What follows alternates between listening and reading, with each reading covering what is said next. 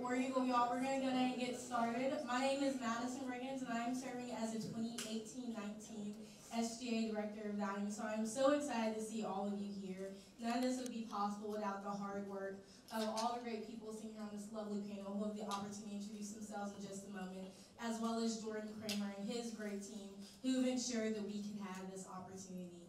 So now that you guys know who I am, I want all the people on this panel to go ahead and introduce themselves, as well as tell us one of their favorite dining venues on campus. I'm Glenn Lothridge. I'm the Director of Campus Dining, and I love them all equally. My name is Dave Block. I currently serve as the SGA President, and Wicked Eats is my favorite place. I go there probably every other day. Hi, I'm Michelle Crow. I am the District Manager for Aramark, and also Class of '90, and I'm really excited to be back on campus. And I eat at Salad Works a lot. Hey, my name is Bobby Woodard. I serve as the Senior Vice President of Student Affairs here at Auburn.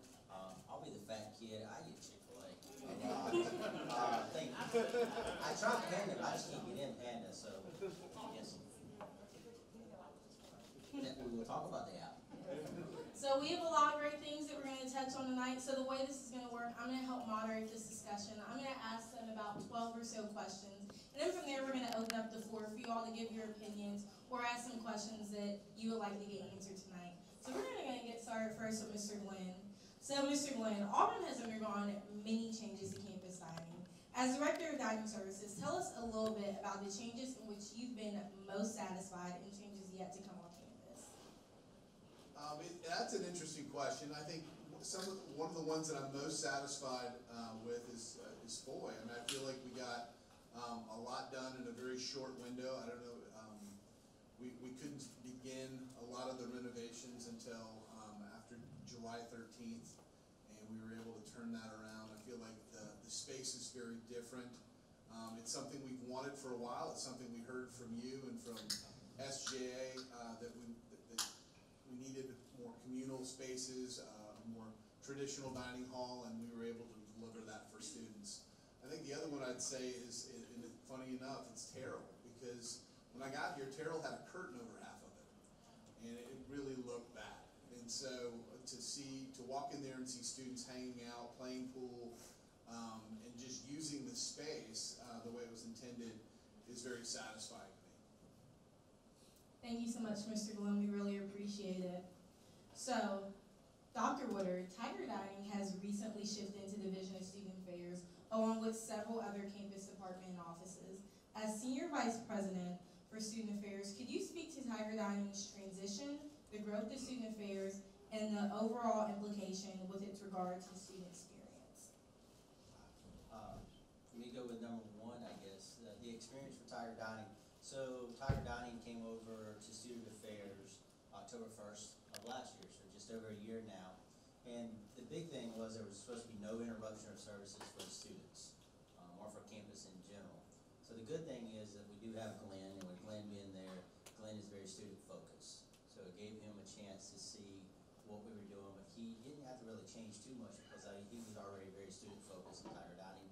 As you can see, the village had students help design that and pick out the colors and so forth over there. You got Foy Dining, which turned into all you can eat. That was done because SGA and some new students went to him and said, we want that kind of dining.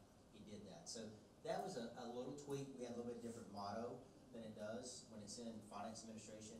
Most of y'all or some of y'all are finance majors, so there's a difference on that. We have to do businesses, we have to run business, we understand that. But our job in Student Affairs is to be the chief advocates for all students on campus, whether you take 1 hour or a full load, whether you're a grad student, a postdoc, or incoming first year, first semester's freshman and come in there. So it kind of changed to that. Now with everything else coming over Student Affairs, what happens is totally since last summer, we have got, let's see, we got 4, then 5, so that's 9, and we'll get another one in January. So it's 10 additional departments that came to Student Affairs. What it means for you is this: things work more smoothly because they got one area to report to. Meaning you got one direction that you want to go, you put everything together, they're talking to each other better. That's the better way that it does that. So with the Career Center, with first year experience, with housing, so housing and dining are talking to each other all the time. We will get admissions and enrollment in January, and when that comes, so admission enrollment will talk to who? housing, make sure we got housing, which at that point goes into orientation and Camp War Eagle, and then you go into first year seminars and so forth. So it really made it streamline a little bit better to where we can go from the whole onboarding process throughout the whole college career. Thank you so much for giving us some insight on that. All right, so the next question is for Dane. So Dane, SGA convened a dining task force back in 2016. That task force yielded 10 requests for new dining contracts, which was eventually awarded to Aramark. As SGA president, can you highlight some of those requests, especially those that were successfully included in the new contract? Right, so I wouldn't be able to go forward without talking to Jesse Westerhouse and his administration, and then Jacqueline and David Facto.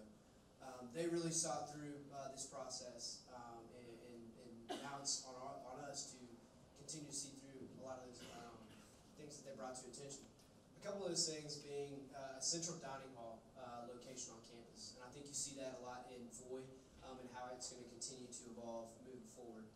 Beyond that, there's plans in the works for an even bigger dining hall on campus over there near Allison.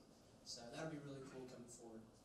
Another thing too is the expansion of the meal plans to give the students more options, whether it's on campus or off campus. And so as you'll see now, you have the option to get blocks, the meal blocks. And so this is just a swipe.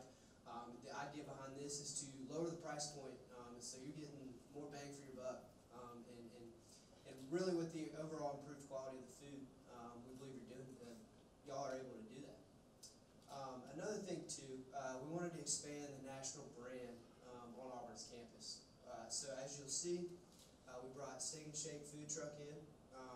Chick-fil-A is on its way to the village with Wicked Eats, Salad Works, all these new places. It's all about getting you excited to swipe your Tiger card. And working with Glenn and Tiger Dining, it's been a wonderful process. And moving forward, we're going to seek out to continue to implement a lot of these things that are coming to our attention. Thank you so much, Shane. We appreciate that. All right, so the next question is going to be for Ms. Michelle. Ms. Michelle, Aramark is Auburn's new dining contractor, but many students still aren't familiar with that company. As Auburn's resident district manager, could you tell us a little bit more about your company and what sets it apart from other dining providers? Sure. So, Aramark is a Fortune 200 company with 270 employees, 270,000 employees, worldwide. We operate on a lot of college campuses and a lot of the SEC campuses. But I think really what sets us apart and what sets any, student focused is the people, like the people here on the ground. I'm an Auburn grad, so I understand the Auburn culture and I want to be at Auburn. I think that just what helps Aramark set itself apart is that they really care about what's happening on campus, and we will continue to work with SGA and Dane. If there's a concept that's old and tired and we need to change it out, then we're gonna get in front of that and work out what is that best thing to keep Tiger Dining moving forward. Thank you so much, Ms. Michelle. We really appreciate that. So the next question is actually going to be for Dr. Woodard again. Dr. Woodard, Auburn Answers is SGA's primary feedback system. Through auburnanswers.org, students can ask questions or provide feedback on any campus or community issue. One Auburn Answers question that was recently submitted reads, where does my unused Tiger card money go? Many universities refund unspent dining balances or allow them to roll over to the next academic year. Is this something that Auburn could eventually explore? So we get that probably every semester, definitely every fall, because we do have a system here that's a little different than some others. This is my fourth university in 4 states. I've worked in the state of Florida, state of Georgia, state of North Carolina, and now Alabama. So I'm very familiar with how dining dollars work at different schools and so forth. So what happens with your unused dining dollars is that we take that and we use it for capital projects, such as the new dining commons. If we didn't do that, or if we didn't take the tired brands and bring in new brands, we'd have to raise your tuition to pay for those, or raise the cost of the food. So instead of it being $6 or whatever it is for a chicken salad or a chicken biscuit, it will be a combo. It would be $7.10, and then we would take 40 cents of that. We would apply that, and that's how we would pay for it. It is a business model. It's a business decision. In that it is that where we take that, because what happens is most of you are very, very smart. At the Starbucks, and I don't say, as a man in his mid-40s, I've never had a coffee a day in my life, but you guys love Starbucks. I mean, you will, if you see me around exam time, I have money, I will buy you Starbucks just to see you light up, because it makes your day before you go to exams. That's why we had to buy a third truck, or a third location around your campus. But that, so we can buy that truck and do that stuff, we use your unused dining dollars to do that. We can show you what it goes to. It doesn't go hidden back. It's not hidden back in any fees. It goes straight to capital projects, and that's where it goes. And it is a different mindset. I will tell you, the other universities I've been at, some do that. One does that. So one of the others, the other two do not. They do carry them over. You can carry it over for one additional semester. I don't know anyone you can carry over an additional year. You can just carry it over one additional semester before it gets that. But the dining plans are also different each one. Understand that we have a different value here, as one is around $900, one's around $300, and there's a lot more to that. I'm simplifying it for that for on campus versus on campus.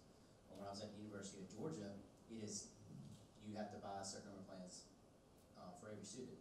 It's mandatory to live on for freshmen there. So there's other ways that the university takes that and uses that money for that. And so that's a long drawn out answer saying that we use your unused dining dollars to build capital projects, or take, I'm gonna steal your word, a tired venue that you no longer like and turn into a new venue like Wicked Eats. Is how it works, and that's how we pay for it.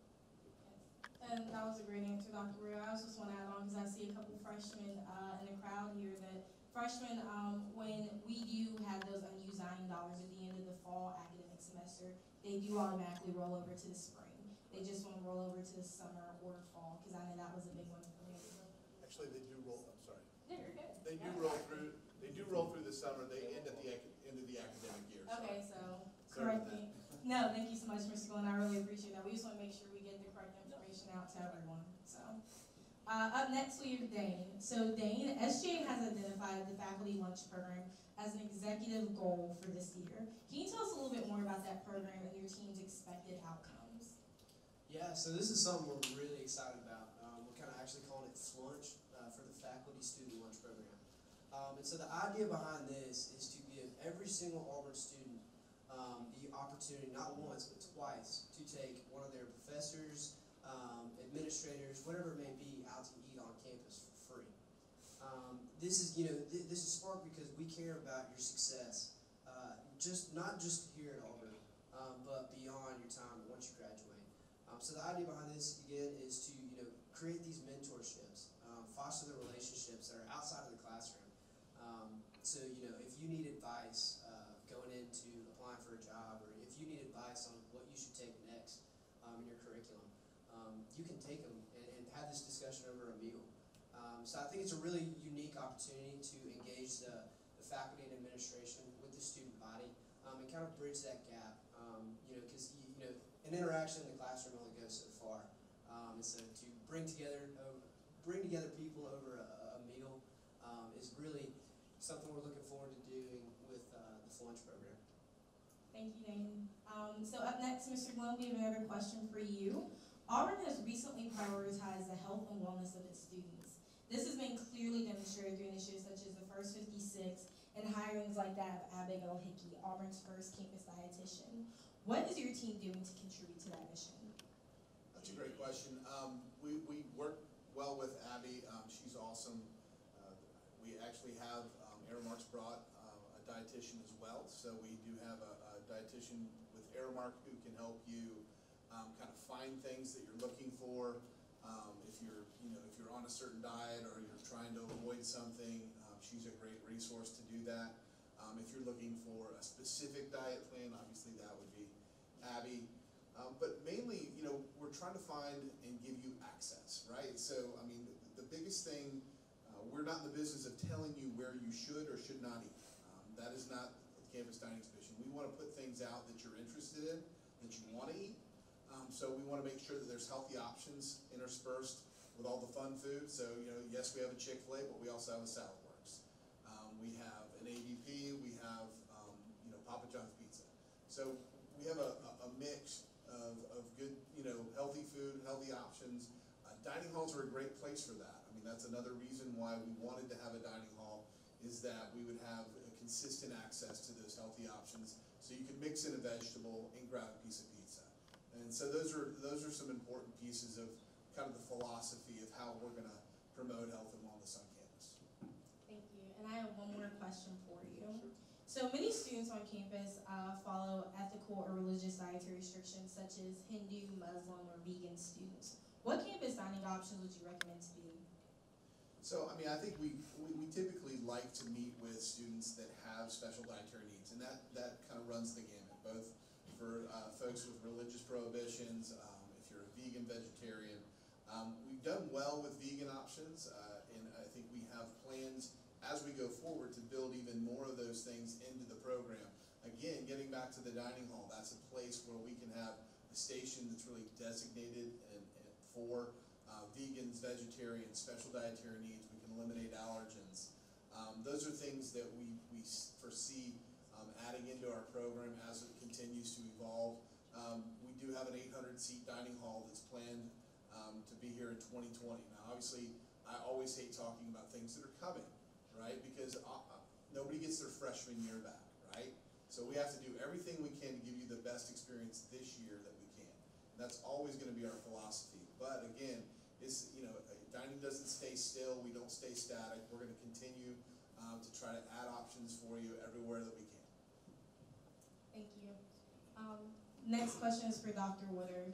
So in your last question, you touched a little bit about block meals. And you can see across several different campuses that they're starting to shift to more communal atmospheres where students are now allowed to purchase these block meals.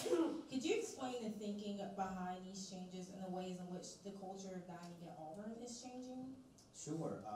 You know, most of us, excluding Dane, probably went to schools, or I don't know what Auburn was when Michelle was here, but they had, and Glenn actually went here too, Glenn's in along.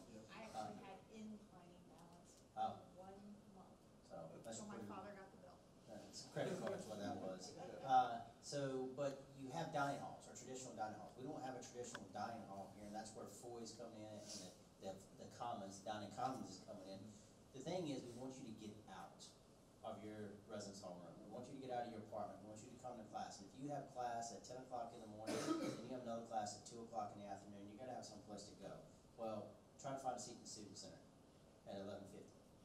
You're sitting on the stairwell, or you're sitting in on the floor, or some niche in there. So these dining halls, and one of the other ones gonna be 800 seat, is I think we started somewhere around 500, and we kept growing. I mean, the city population this year is 30,440. So that's a little more than 1,000 than we were last year, right at 1,000 we were last year. So we got to plan for that growth when it gets here. So we want you to get out. We want you to get out and come and see other people. Most cultures, no matter where you were raised, in the South or Midwest or out West, you get around food. Food brings people together. Food, you can talk. Some people it does, some people it does not. We want you to be communal and sit down with somebody else that you don't know. And that's where the new dining's going, is to get out and do it. The phones are nice. They're very, very convenient. You can do that. And, you know, my generation, your generation, my mom and dad's generation, everybody's used to that. It's very easy to do that. But when's the last time you sit down and just talk to someone? And that's like tomorrow. Tomorrow's K-Day on campus, and that's a great day. I'm glad that's here. I've been here 5 years. That is an excellent day because you just say hey to people. And that's kind of what you want to do in these communal and what dining wants you to do. Because now with these menus, and I don't know actually the exact term, I'm gonna call them the mall food court versions, is, you know, you walk up to the Papa John's and then you leave, or you walk up to Starbucks and then you leave. You don't really speak to anyone. When you sit in the dining hall, someone might say, "Is this seat taken?" At least you broke the ice. You might not say another word to that person, but at least you started something. So our new vision for dining is to be more communal, so you can sit down and talk to people and see people differently. This is a time in your life where you need to learn and challenge what you're thinking. And I'm not asking you to get in a political debate with anyone. I'm not asking you to get in a religious debate with anyone. But just sit down beside someone and say, hey, they sound a little different than I do. It's okay. That's where we want dining to go. And that's why we're really putting our money and all of our efforts into more of these communal spaces. And that's why the seating, even in this building, is changing to try to make you forced to look at somebody and sit and face somebody. Thank you so much, Dr. Woodard. Ms. Michelle, next question is for you. So we recently had an Auburn answer submission that reads, sometimes Topingo is really fast, but other times it is quicker to wait in line. Would you mind explaining what Topingo is, how it's prioritized with regard to customers online, and how exactly is it pronounced? So you are correct, it is Topingo, so you got that right.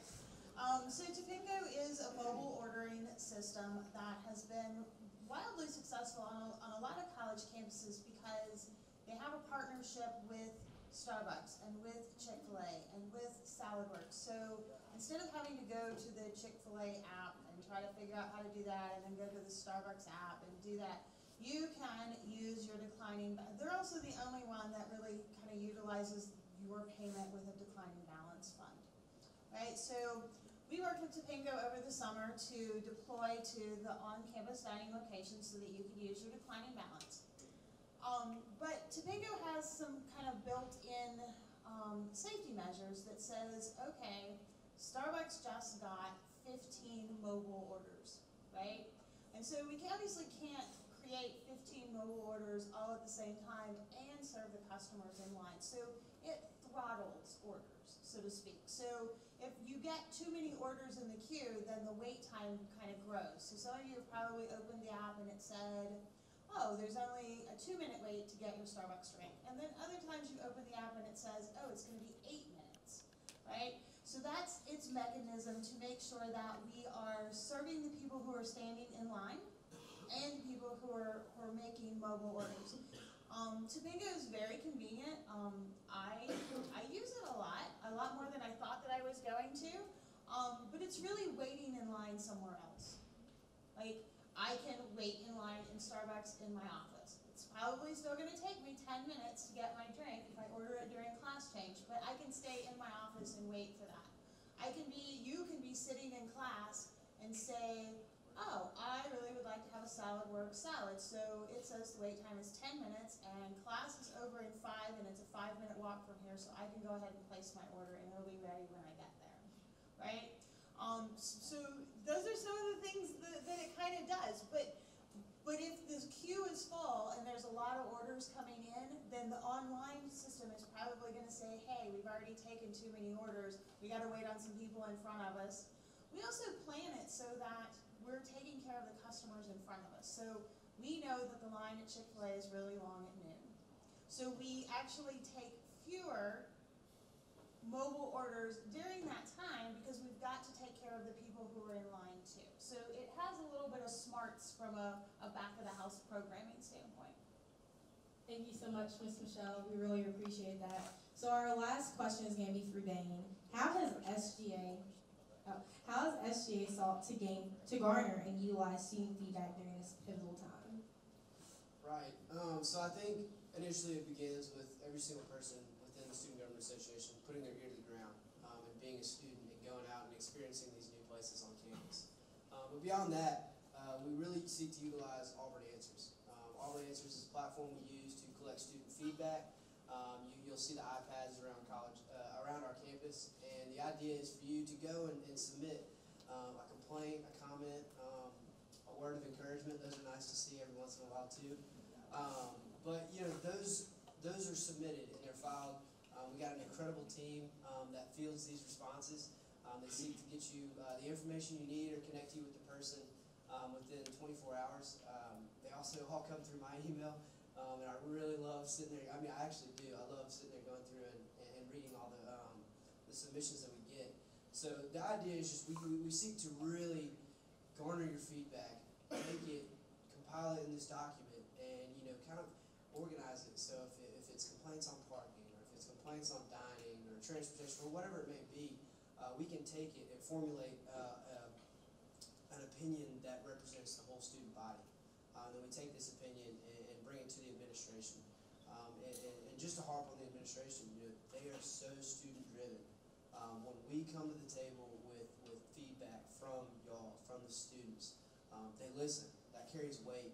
And so I want to encourage you guys moving forward to really utilize Auburn Answers. If something's upsetting you, let us hear it. If you're happy about something, let us hear it. But that's what it's there for. And we can't do our job well if we're not getting this feedback.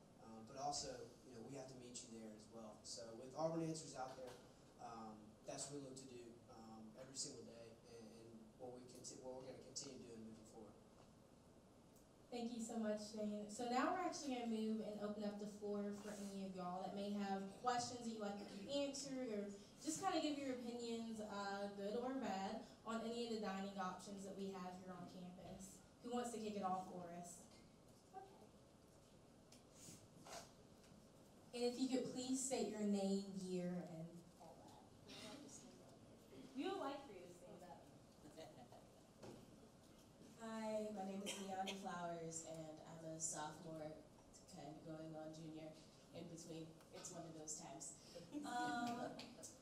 So when it comes to dining on campus, I've talked to a lot of my fellow students to make sure that my opinion just wasn't kind of out of the box or out of the water, because I can have a lot of those. And ultimately, it has come down to an overarching, not many students are happy with a lot of the changes that are happening. It's not that the ideas are bad, but it's that some of them are being executed in a way that aren't necessarily benefiting the student body as a whole. So if you take Foy Dining Hall as an example, when you put in the dining hall, great, everybody's excited, it's a new food place. But you've cut off all of the seating in Foy, and you can't sit there unless you pay to eat there. So if any of your friends have eaten previously, if they don't want to eat in the dining hall, or if they bring their own lunch, what are you going to do? And if you take into account the dining dollars that do roll over, swipes don't. Either you use it during the semester, or you lose it. So, yeah, students are having some problems with that. And I'm going to let Mr. Glenn take this one. Sure. I mean, I think those are good points. I mean, and definitely we've had this same issue in the village when we decided to go to kind of a more traditional dining there as well. So we have a couple of things that I think will help mitigate that.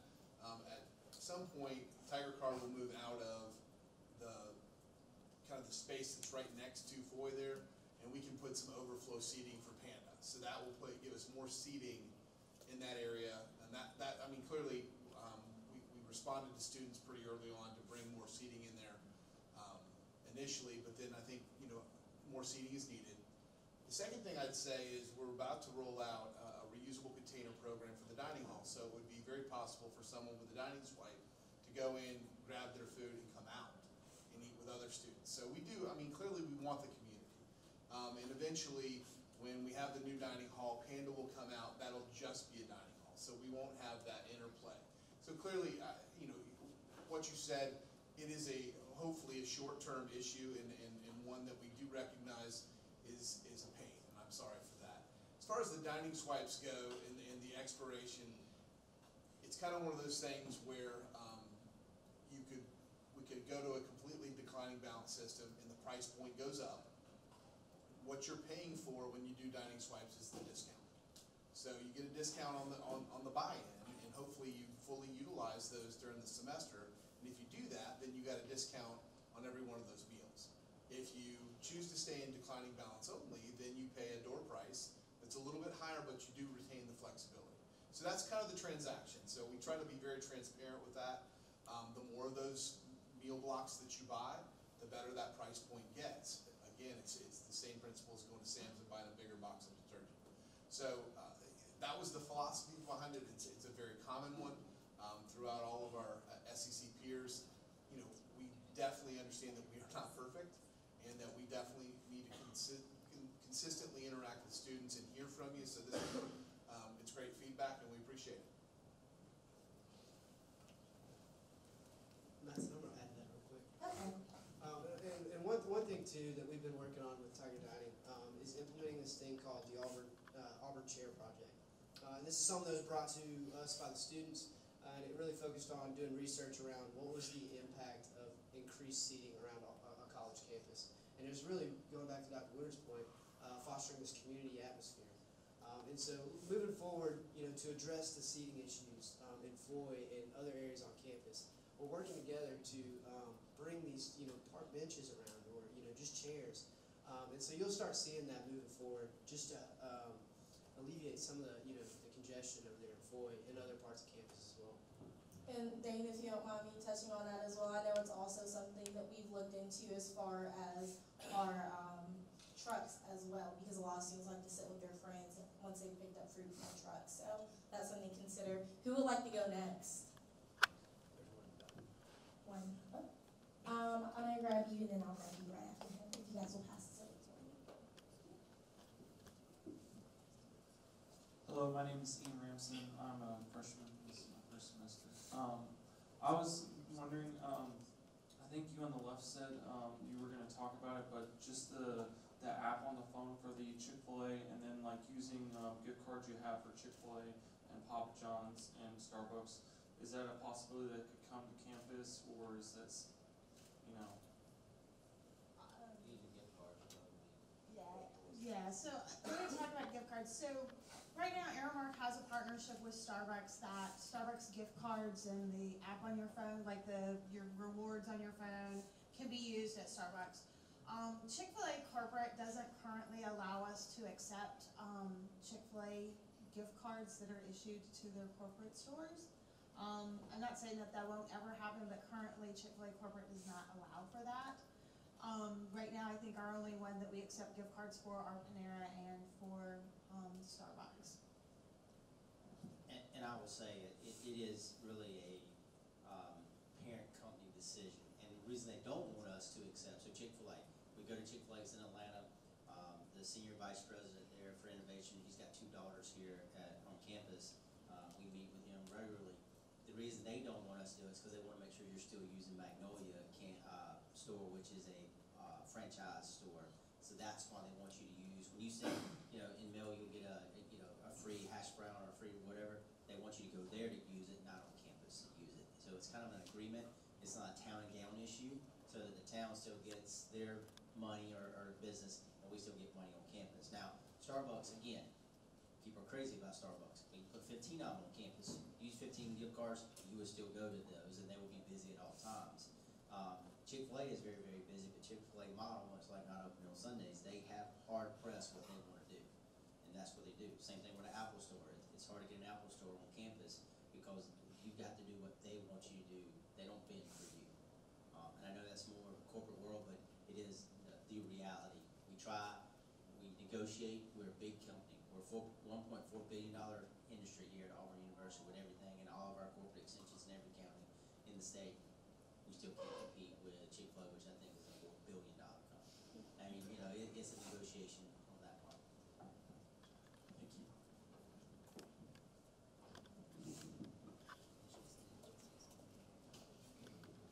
Hi, my name's Beth, and I'm a PhD student in Human Development and Family Studies.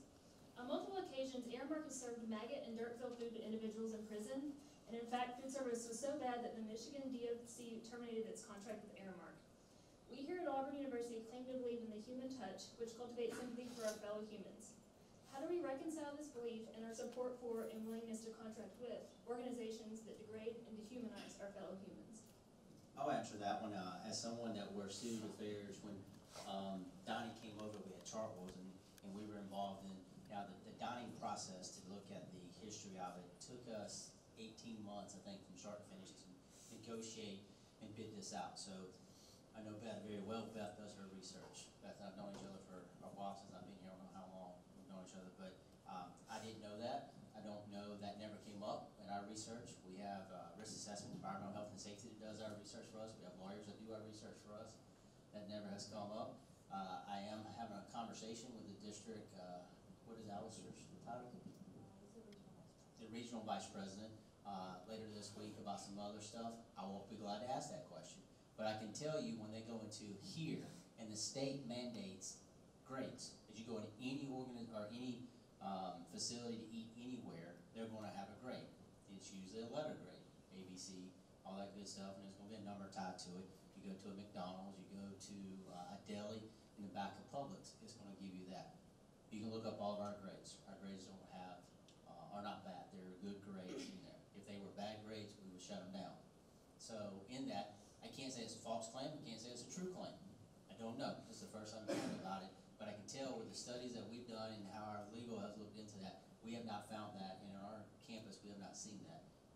How many, I don't know how, you said 250,000 employees with Aramark, we have not seen that. We'll look into it. Yeah, it's there. always two sides to every story, and somewhere in between there's truth. We'll try our best to find the truth and see what that is. Hi, my name is Cole Cheetah. I'm an undergrad junior level. Sorry, I talk kind of soft sometimes. I just didn't catch your name. Better? Yes, sir. Okay, thanks. So, two things actually. So, whenever Googling that, or Googling Aramark in general, that's one of the first things that pops up, actually. So I just kind of question the level of research. Secondly, while talking about Aramark, well, this is not an attack on me personally there. So given the racist history at Auburn, the overall prevailing racist climate, and given my multiple studies which you've shown, I'm just kind of questioning why we chose to partner with Aramark in general, given their institutional racism sample patterns proceeding. Like, for instance, in New York University, there were some racially insensitive foods served during Black History Month in regards to Kool-Aid and the chicken they were serving there, as well as this happened in Loyola University in Chicago. And there are also this year even some racist tweets that were sent out from the Aramark in South Alabama. And so I just want to know why we chose to partner with them, as well as what we're doing to prevent this sort of thing from happening on our campus. Again, 270,000 employees. I don't know who ordered the food. I don't know if it was ordered by a group that did that, or if it was Aramark that did that. I don't know about the tweets that came up. Can you tell me when they were? Last week. Okay. It had to do with the news that was found on Subway Yeah. Street. Okay. I do remember the news. We talked about it. Called my counterpart down there because we talked about it, especially because we're in the same state. So we share a lot of information back and forth on that. Again, employees. Here's another thing. The university has 5,000 employees. We can't control every employee. Everybody has free will to do what they want to do. Now, with the research, I am going to go back and see when that was. Most of our research on Aramark, most of the negotiations started about October, November. We signed a contract in late December, early January of this year, or late December of 2017. So I am going to go back and research that. Didn't know that. We do research as long as our attorneys do research here. We have a group of 5 attorneys on campus through PPS and in our general counsel's office. But that is something I will let Michelle also answer for that, because that's her parent company. We just can talk about it from the contract side, which is what we are. Yeah, so I am familiar with a couple of those incidents, just because they were reported out from the company to us, to other employees as examples of what not to do. I wish I could say that all 270,000 employees who work for Aramark are perfect and that none of them ever make poor decisions.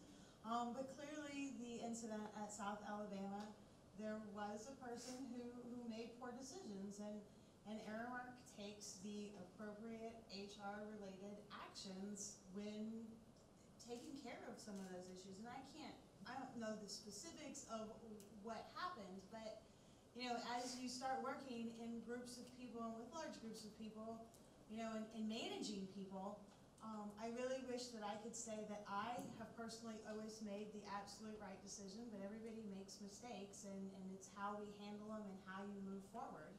I certainly don't support any of those things, and you know, and unfortunately bad decisions got made, and Aramark, I'm sure, took the appropriate action as, you know, required from legal and state and HR requirements. You know, I don't take it personally because I wasn't involved and I've never done anything like that, but I understand that those are very sensational stories. But there is, you know, some backside to it. I mean, for us, I would just say, you Google Auburn University, at least 6 months ago, Richard Spencer would have came up, and then the gentleman, I don't remember his name, that was in engineering, that was selling date rape drug. And it is very hard, and I am not defending Aramark because I don't know these questions or the answers to those questions, but we are going to research them. But it is localized, when we have regional people, and then we have district managers, much like Michelle, and HR, and then there's stuff in their contract. So just so you know, there is stuff there in their contract where if that is found on campus, there's immediate dismissal, and then there's other ramifications to that. But again, I don't know that about those instances. I wasn't personally there, but we will look into them and ask questions. That's what a town hall is for, is to bring up ideas that you don't see. That's why there's more of us than just 4 of us sitting up here. And I'll speak to that real quick too.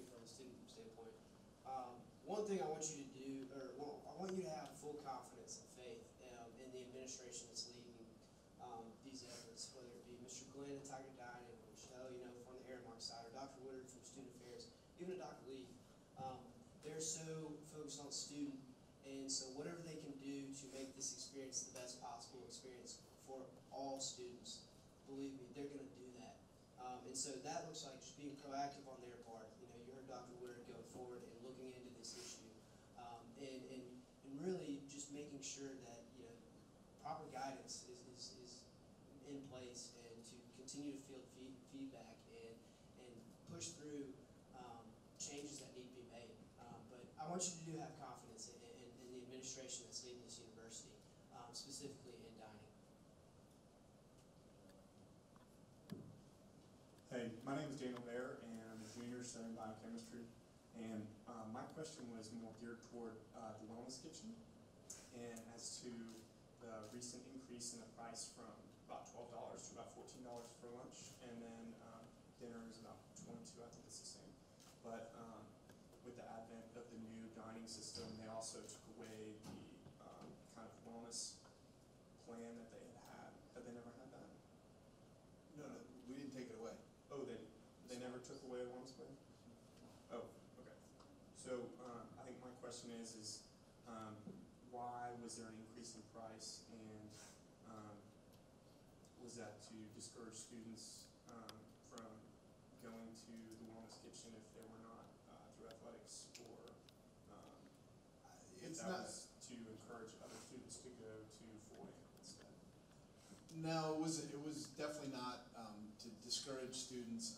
Unfortunately, I mean, Wellness Kitchen, there's a different price point for a reason. There's some things that we put into obviously with all you care to eat, and some of the proteins that we bring into that place are a little bit different. And that's on purpose, because we're feeding the athletes. We're trying to create the best fuel that we can. Obviously, we want everyone to have great food wherever you are on campus. But when you bring those types of things to bear, when you have shrimp, when you have seafood, when you have a grilled salmon, when you have steak at night, those things have a cost to them. And so really it's all just a reflection of the cost of the food. And so we try to walk this tightrope. Clearly everybody wants filet mignon, and they want to pay for a burger. That's a normal, that's what I want when I go out to eat. I want the best thing I can get for the least amount I can spend. So, it's that balancing act that we try to find with having a dining hall like Foy, where we want to make sure that we're able to serve students well with a price point that's affordable. That was something that we heard from SGA a lot. We have a lot of premium things, but we didn't have something that was going to be better for students' budgets. And so we do try to have a balancing act there, where we have different levels that we can bring to bear, so that students have a choice and have a lot of different things on campus. I think also one more question. Sure. Hearing these somewhat concerning things about the company that we're now contracting with, is that the same company that we're contracting Wellness Kitchen through? Because the quality of the food is a clear divide. Are we contracting that from another company, or is Auburn doing that all themselves? No, it's all the same company, absolutely. Aramark is running the Wellness Kitchen, and we have one singular contract for dining services on campus. Thank you. All right, y'all, we're gonna take 2 more questions, one back here and one up front. But if you don't have the opportunity to get your question asked tonight, please submit some questions and comments through Auburn Answers. Myself, as well as the rest of the panelists up there, will have the opportunity to go through it throughout this week and the whole school year. Hey, I'm Erin Tooley. I'm a senior studying theater and political science. My question is, would Tiger Dining consider creating an off-campus price point that's higher than $350, or work on ensuring prices remain low enough that for us to be able to eat, for us pretty much to be able to use that one plan all semester, because it's pretty hard to maintain it right now for off-campus students. So that was a great point. and that is one of the things that we considered with the new dining contract, is that an off-campus student can purchase any plan. So you could purchase, you're required to have the 350 plan, but you could also get one of the two what we call commuter plans, and then we also have all of the on-campus plans are available to you as well. So those have some block meals associated. Again, if you go the higher the number of block meals, the greater the price point shrinks. So that was kind of considered in what we thought, because obviously we knew that for an off-campus student, $350 isn't going to feed you for a semester, and we even knew that the $1,100 isn't going to feed a student for a semester. That is about half of a typical student's budget for a semester's food. So those block meal plans were designed around the idea that we would get you further and encompass a bigger portion of the need you have to eat for the semester. Does that make sense?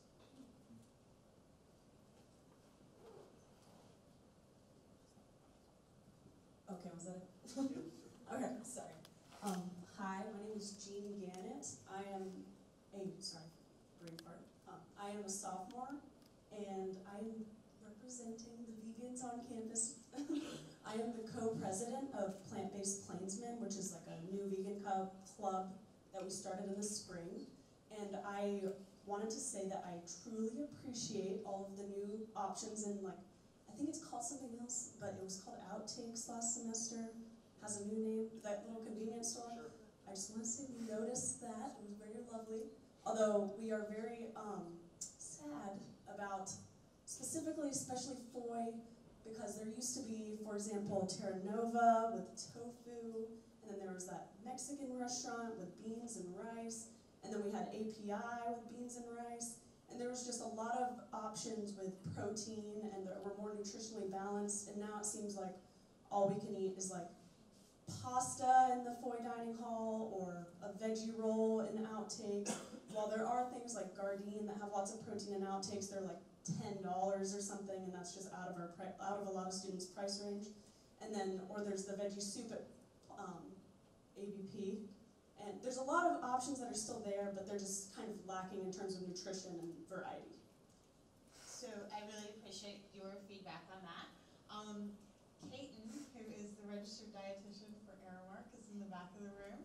And I think that it would be really great if we could connect and meet with your group and understand what you're looking for and some specific things that we can do to address your challenges. We are certainly open to that, and I would love to come to one of your meetings and just talk about what your needs are, and specifically what you want to eat. I will tell you that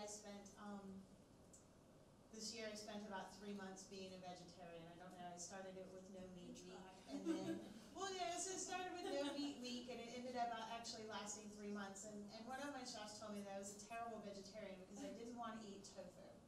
Tofu is very scary for a lot of people. It took me like 3 years to finally I find it very processed, and I didn't want to eat such processed foods, and so I really had a hard time because I didn't want to eat cheese pizza every day, and I didn't want to eat, so I'm really interested to hear and to see what we can do to partner with your group to make sure that we're getting you the things you need. Thank you so much. I really appreciate that. I'll totally contact you. I have a card, so just see me afterwards, and I will give you my card, and we'll get connected. Wonderful. Thank you. Alright, so we're going to go ahead and close out. Anyone, please feel free to enjoy the rest of the food that is back there. It's definitely for all of you. We just want to thank you for coming out today and giving us all this great feedback and just listening to us. Myself, as well as everyone on this panel, will be sticking around for a couple more minutes. If you'd like to talk to us and just maybe talk to us a little bit more about your concerns or things that you think we're doing well. I also, again, want to plug Auburn Answers. That's going to be a great way for you guys to get in contact with us immediately. We all check our emails on a daily basis, several times a day. Also, please, please, please get in contact with your student senators. So please figure out who your student senators are and talk to them, because there's also someone you can talk to about dining through that as well. Thank you all for coming. War Eagle.